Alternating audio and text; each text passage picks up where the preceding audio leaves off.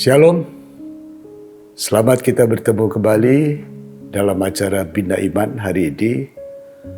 Temanya adalah Berita Natal. Bulan Desember, saudara, adalah bulan Natal. Dan Natal tidak dapat dipisahkan dari kasih karunia atau anugerah Allah. Anugerah Allah adalah rahmat atau pemberian Allah cuma-cuma bagi setiap orang yang percaya. Anugerah Allah adalah pengaruh ilahi yang mempengaruhi kehidupan seseorang. Tokoh penting dalam kelahiran Yesus adalah Maria, sosok wanita yang memperoleh anugerah Allah untuk melahirkan pribadi Allah dalam wujud manusia, yaitu Yesus sebagai Tuhan, Juru Selamat dan Kristus. Kita baca dalam Lukas pasal yang pertama ayat 30. Kata malaikat itu kepadanya, "Jangan takut, hai Maria, sebab engkau beroleh kasih karunia di hadapan Allah. Sesungguhnya engkau akan mengandung dan akan melahirkan seorang anak laki-laki, dan hendaklah engkau menamai dia Yesus." Saudara, malaikat di sini meyakinkan Maria agar jangan takut menerima anugerah dari Allah, yaitu Yesus dalam kandungannya. Yesus artinya Savior, atau Juru Selamat atau Penyelamat. Dan memang rencana Allah adalah menyelamatkan manusia dari dosa. Mengapa kata yang pertama dari malaikat itu, "Jangan takut, hai Maria"? Ternyata menerima Yesus dalam kandungannya akan menghadapi resiko. Resiko yang pertama, Maria akan menghadapi perasaan malu karena dianggap sebagai perempuan sundal. Dan yang kedua, Maria akan menghadapi resiko menghadapi kematian kalau kandungannya dianggap sebagai hasil perzinahan. Saudara, ternyata menerima Yesus dan mengikut Yesus menghadapi resiko. Tapi jangan takut, karena oleh kasih karunia-Nya kita berhak menerima hidup kekal.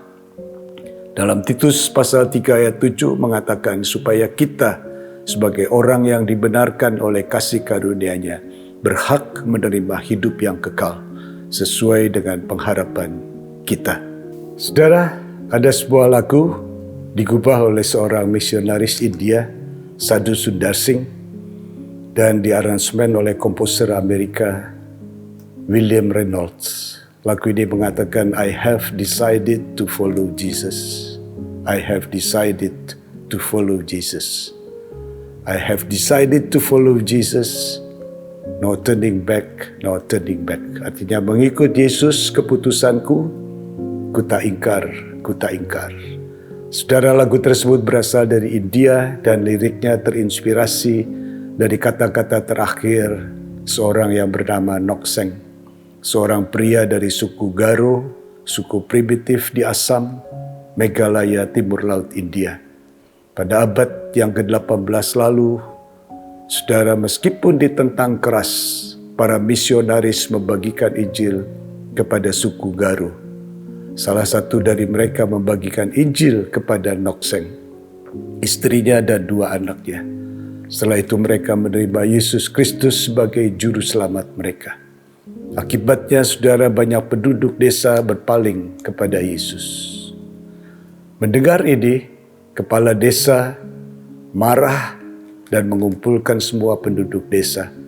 Dia memanggil Nokseng dan menuntutnya untuk melepaskan keyakinannya di depan umum atau dihukum mati.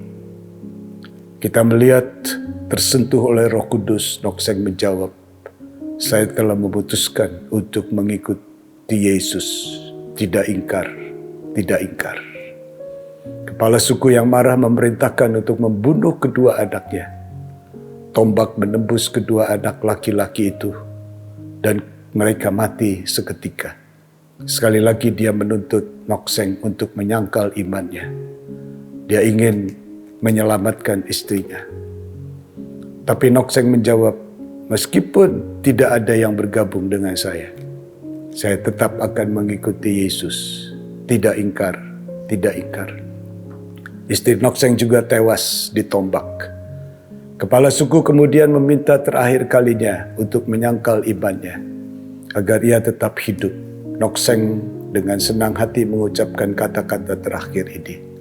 The world behind me, the cross before me.